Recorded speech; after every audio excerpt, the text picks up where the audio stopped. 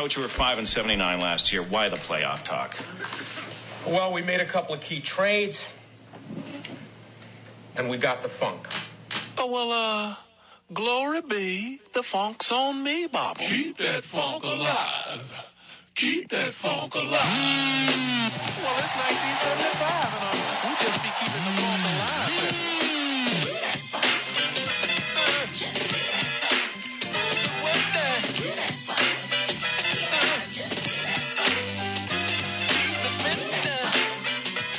Aloha and hello out there, everybody. What's going on? This is Miho from the Too Close to Call podcast series with my co-host Pags, as always, and we are bringing you from 0 to 100. 0 to 100. We are moving and grooving with this one. What percentage of the way through would you say we are? 36%. Oh, I'd say we're 35 because this is number 36, you dummy. I was talking about the end. Jumping the gun, are we? Oh, what names come to mind with that for you? 36 in the Philadelphia area is one name and one name only, and that is Brian Westbrook. Absolutely, that was mine.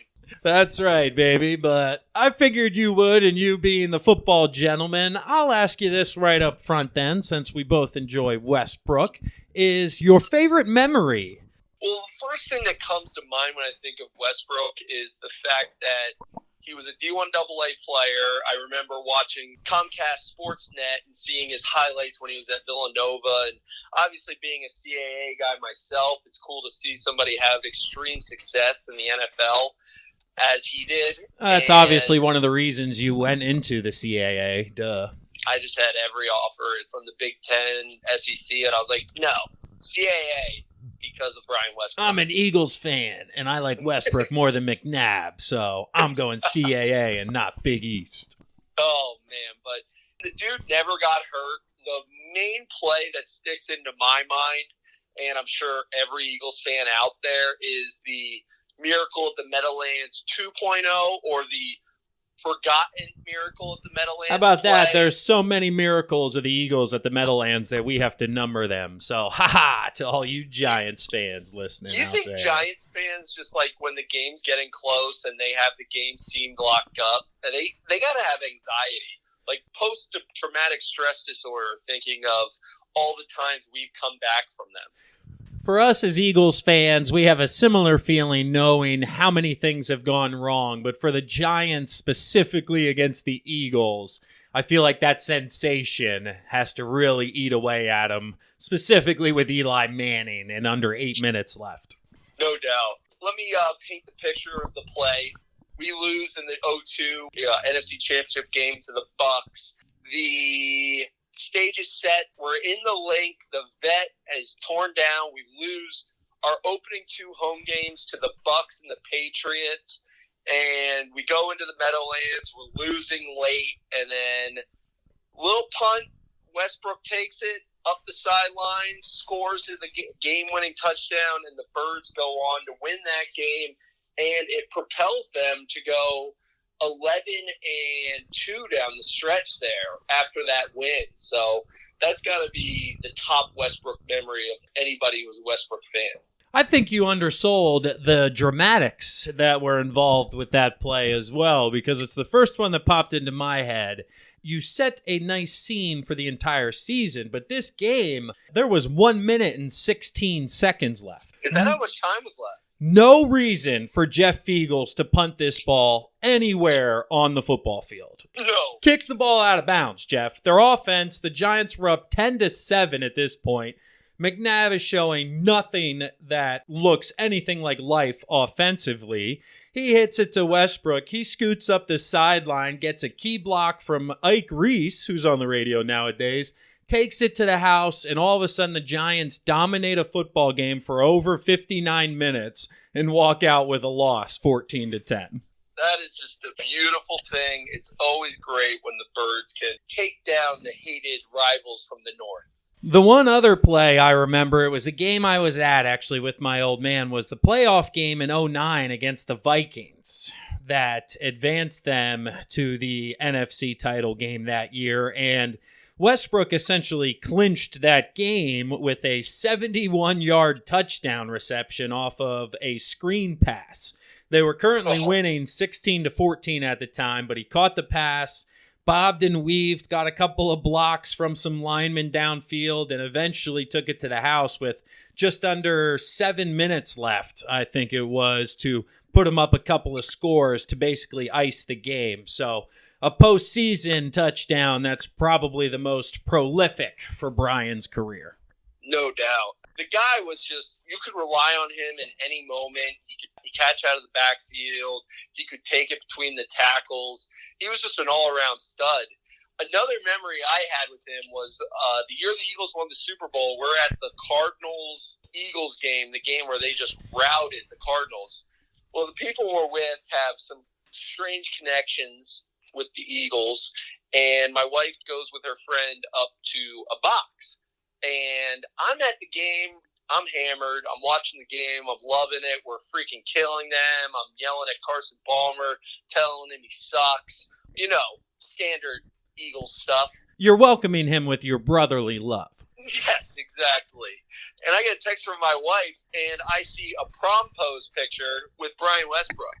I'm going to have to throw it on the Instagram for everyone to see it, but it is freaking hysterical. Why were they doing the prom pose? My wife thought it was funny, and she told me, she goes, should we do a prom pose? And Brian Westbrook goes, hell yeah, we should. And they took a prom pose. There's another selfie with her at Westbrook and a friend of the podcast, Fred X, in it. So it was just a hilarious picture. Brian Westbrook just broing out at the Eagles game like the rest of us. No doubt. And I don't even remember him being on the 49ers. I know it was short-lived, but he'll always be a bird. He's on the Fanatic on Fridays, and he loves all Philadelphia, and we're happy to have him. Absolutely, and that's the main gentleman, at least in our lifetimes, in Philadelphia sports. We'll touch on a few others, as we typically do here, to let you know nationally who the top 36s are. And the only other one on the gridiron, man, is the bus, Mr. Jerome Bettis, who, from Notre Dame to the Pittsburgh Steelers, just happened to play on teams that I very much dislike. He was a beast. I just don't know what you'd think seeing that massive human being running full speed at you and being like, yeah, I'm going to tackle him. That's why I didn't play defense and went more the quarterback route, even in high school. Looking at these huge humans running full speed, I was like, yeah, I don't want to meet them at full speed. I'm kind of against that here. My neighbor actually went to Notre Dame at the same time as him, and he said he used to play basketball against him in intramural leagues, and he said that he could dunk. He was just a beast of a man, and nobody went near him when it came to getting low and getting into the paint with him. It's unbelievable, man. 10 years in Pittsburgh, over 10,000 yards, just shy of 80 touchdowns, obviously, which was a Hall of Fame career for the bus. And he seems to find a little bit of a niche here on TV as well. I don't mind listening to him. He's a very good analyst. I'm a big fan of him. And I like his cameo in The Office where Dwight goes, why do they call him the bus? And Michael Scott goes, because he hates flying. A little bit of John Madden in him right there. Oh, man. But I obviously I hated him because I could not stand the Steelers, and I couldn't stand the Steelers fans around this area. But you got to respect the resume he put up in Pittsburgh. That's for sure. And you know where he started his career?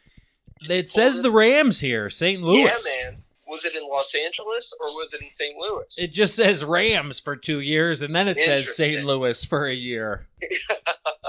Interesting, but you got any other numbers? The last two come from the Diamond, a couple of pitchers. One, Robin Roberts, Philadelphia Phillies' own. I mentioned earlier our time when we talked about athletes because Mr. Roberts threw for the Phillies from 1948 to 1961. So you're telling me not even our dads watched him pitch? Not even our dads. However, in 14 years for the Phils, he did win 234 games and have a 3.46 ERA. So very effective for them. He was an all-star 7 times, finished in the top 10 in MVP voting 4 times, and was clearly effective back in his day and age. Sounds like we could use him right now for the Phils. Yeah, everything except for he's a right-handed pitcher. If only he was a Yeah. lefty. But as we mentioned previously in the pod, who would be in the mix for best Phillies pitchers ever, apologies to the Roberts family because we left out Robin when we had that discussion. Sorry about that, people. Well, it'll never happen again. Never again. We'll make sure I'll do our research beforehand. But one person that my old man saw pitch, and your dad as well, because he had a career of 22 years, and that's a gentleman by the name of Gaylord Perry. What a name that is. Gaylord Fokker, Gaylord Perry. What is going through the parents' heads when they name these people Gaylord? Who knows, man? Back in 1962, that could have been a very popular name. I actually think it was. I can't see anyone these days. People probably get offended if your name's Gaylord. That's right. They'd be like, oh, don't call him that. It might be not politically correct. But Mr. Perry was known, actually, for throwing a spitball. He was before the time of all these new rules and regulations. There's still the conspiracy theorists that say he does. He says he didn't. But apparently he toyed with opposing hitters by moving his fingers all over his cap, all over his face, even his mouth, and then a few years into his career, the MLB implemented a rule which forbid pitchers from touching their mouths while they're on the mound. So everybody out there playing baseball wondering why you can't go to your mouth while you're standing on the rubber, that's because Mr. Gaylord Perry apparently was lubing up those fingers so he could throw that damn spitball in there. Now, in baseball, I know in softball, when I'm umpiring, if a girl goes to the mouth or the dirt or whatever, she has to wipe it off on the jersey. I feel like I've seen pitchers, I remember Roy Halladay licking his fingers. Does he have to wipe it then? You have to wipe it, and you can't be on the rubber itself. If you're walking around the mound or whatnot, but like directly licking your finger and then going into the glove, or even, wipe into the glove, it can't happen that quickly anymore. There needs to be that time between being on the rubber and when you can actually go to your face even to, wipe sweat off your brow. Now, does that just give you an edge with grip and movement?